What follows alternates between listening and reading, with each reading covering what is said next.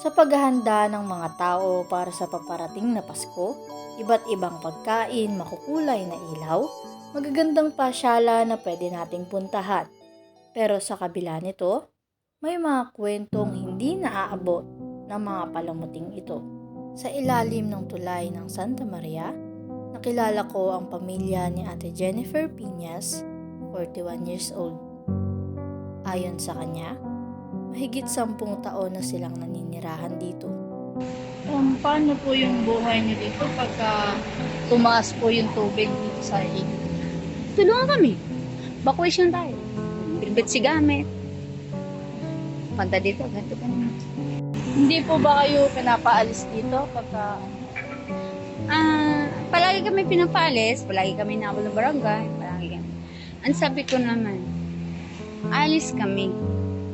Bigyan mo kami ng bahay. Pero, deep inside, hindi ako tinulungan ng kahit sino. Hindi, asawa ko. Bigyan ko na. Ano lang? Paikot-ikot. Parang roll na roll. Buhay namin dito sa tulay na to.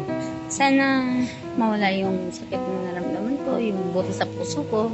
Tabaan pa po yung buhay ko at gusto ko po makasama ng tagalian. meron po kayong sakit? Oo, akit pa daw eh.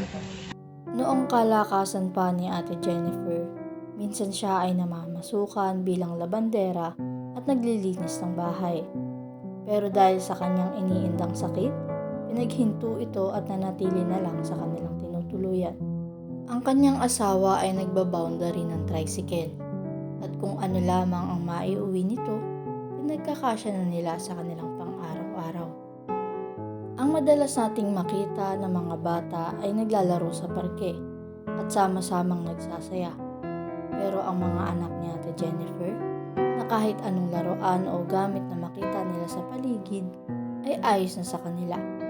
Basta sila ay magkakasama. Ako, dito na ako nagkasakit, dito na ako tinanin ng buhay, dito na nagkaroon ng damage sa puso ko. Sa po, darating na Pasko, dito rin po ba kayo magse-celebrate? Lagi kami dito. Lagi. Ang sa akin lang naman, malusog yung mga baby ko, walang iniinda o ano mo. Masaya na ako. Malaking regalo na sa akin.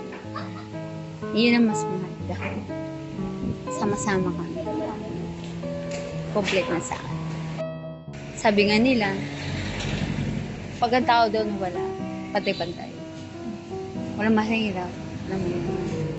Sa kabila ng mga lungkot na makikita sa kanilang mga mata at hirap na nararanasan nila, ay hindi pa rin nawawala ng pag-asa at patuloy na nananampalataya na gabayan at protektahan ang kanilang pamilya, lalo na ang kanilang mga anak.